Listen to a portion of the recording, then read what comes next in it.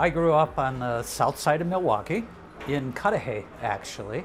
I thought I was pretty normal and had the usual experiences that anybody would have. Uh, but when I was probably around fifth grade, entering puberty, I realized that I had this obsession, interest in my older sister's clothing. And it made no sense to me whatsoever. And yet, when I found those nooks and crannies and opportunities to experience her clothes, there was a peace, a calm. When I was in college, again, I was a super Catholic, and I got very involved in campus ministry. I always felt a strong sense of call and have always had a very strong relationship with my God.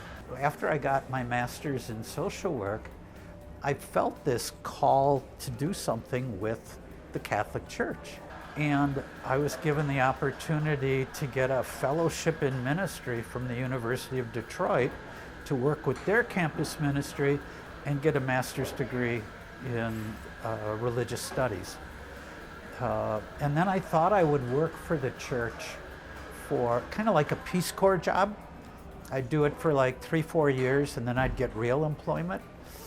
Well, I ended up working for the Catholic Church for over 40 years, all the time leading a double life.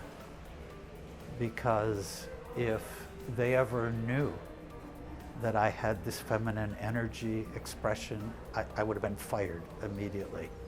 And I heard of a thing called Tri-S, and another one is the Chicago Gender Society, and they would run a weekend called a Be All or Holiday in Femme.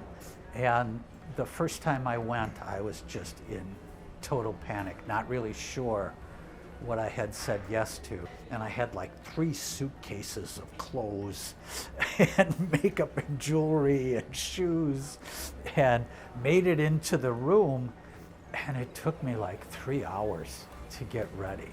And even then, I sat in the hotel room in fear for an hour, because it was just gripping everything I had been raised, said, don't let this out in public.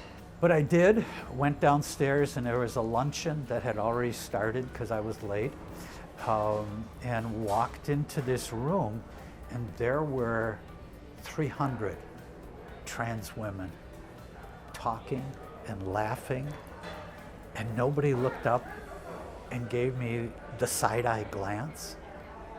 They didn't care. They were all celebrating themselves.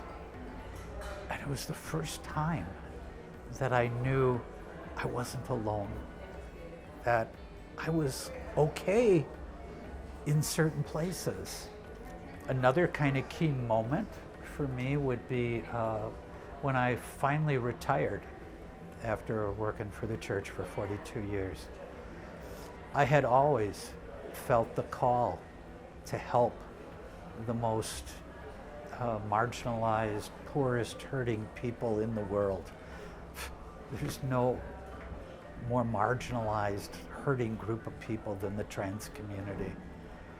And so I had developed a relationship with the co-owner of the Napoli's Lounge, and I said, would it be okay if we set up a monthly gathering of trans persons? And I initially invited 3 others, there were 4 of us, that just needed a safe place where we could share a drink, some laughter, a few beauty secrets and war stories. Well, that has blossomed and exploded. So, and for 8 years, we've met on the first Thursday of every month. You know, an example, I was invited to a church in Door County to give a talk, and I did. And one of the points I made was you probably know somebody who's trans but don't realize it. And 10 minutes into the open session, there was a gentleman who stood up and said, hi, I'm, Fred, and you all know me. But Martha said, you probably don't realize you know a trans person. And I just want you to know I am. And, but to be present at those moments, that just empowers me. Or the people who do come out for a first time, and they realize that there's a world that can accept them who they are, and then they say, oh my God, why didn't I do this sooner? To be able to walk with those people, to have the youth, turn to me and say, thank God I met you and have this group. I can't not do this work.